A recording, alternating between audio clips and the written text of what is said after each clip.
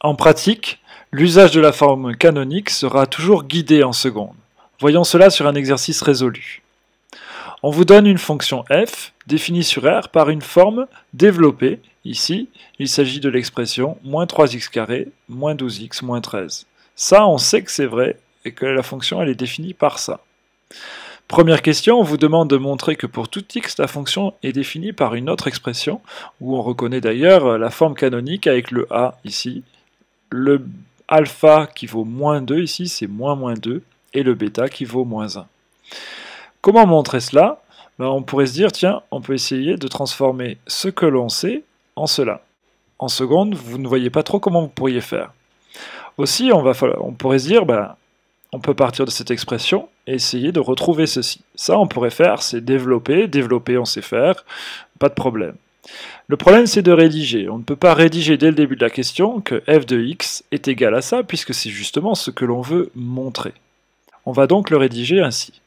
On va développer cette expression sans dire que c'est f de x, on nous la donne. On me la donne, je la développe, je vois si je retrouve f de x.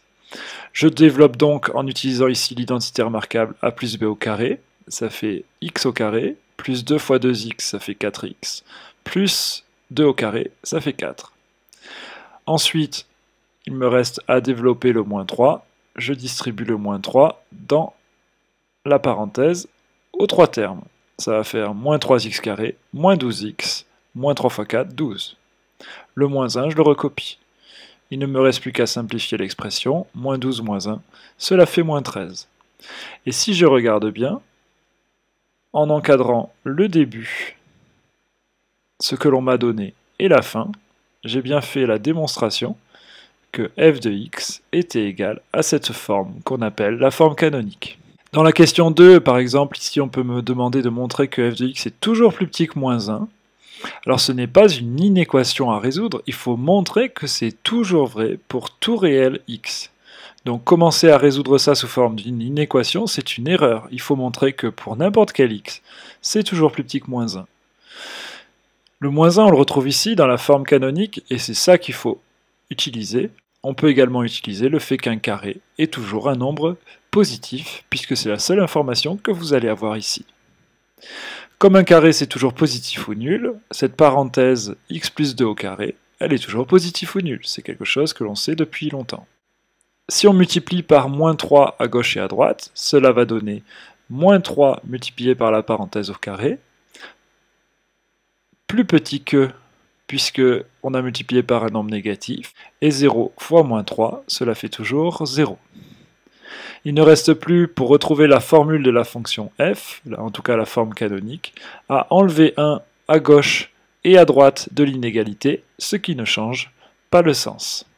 Si on regarde bien, on a montré, en partant de n'importe quel x, que la formule de la fonction f sous sa forme donnée à la question 1 est plus petite que moins 1, et donc f de x est plus petit ou égal à moins 1.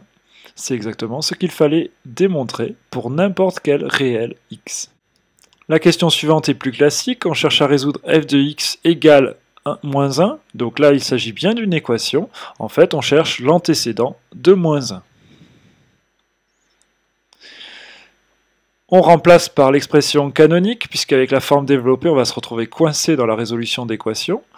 On remplace par la forme canonique, cela donne moins 3x plus 2 au carré, moins 1 égale moins 1. On ajoute 1 à gauche et à droite, ce qui donne moins 3x plus 2 au carré égale 0, puisque ici les moins 1 plus 1 se simplifient. On divise par moins 3 à gauche et à droite, 0 divisé par moins 3, cela fera quand même 0. Enfin, on a un carré qui est égal à 0. Cela signifie que le nombre qui est élevé au carré est égal à 0. Ici, c'est la parenthèse. X plus 2 doit donc valoir 0, et il suffit de soustraire 2 à gauche et à droite pour retrouver la seule valeur de x, c'est-à-dire moins 2, qui a pour image moins 1.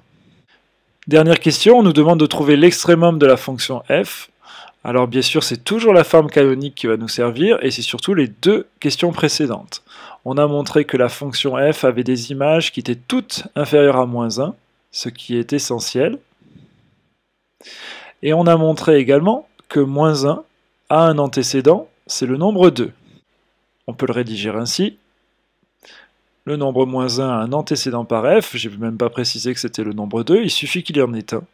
Et comme toutes les images sont plus petites que moins 1, ça veut dire que moins 1 est le maximum de la fonction f sur l'ensemble R. Vous voyez dans cet exercice qui est quand même guidé, la forme canonique va vous aider en 2 étapes à trouver le minimum ou le maximum d'une fonction du second degré. Ici, en fait, le minimum ou le maximum, ça correspond au bêta de la forme canonique, c'est-à-dire au moins 1. Et ici, le alpha, c'est l'antécédent de ce nombre, et en fait, ça correspond à l'abscisse du sommet de la parabole, chose qu'il ne faut pas forcément apprendre par cœur, mais qui est bien confortable et qui vous sera peut-être utile dans les années futures.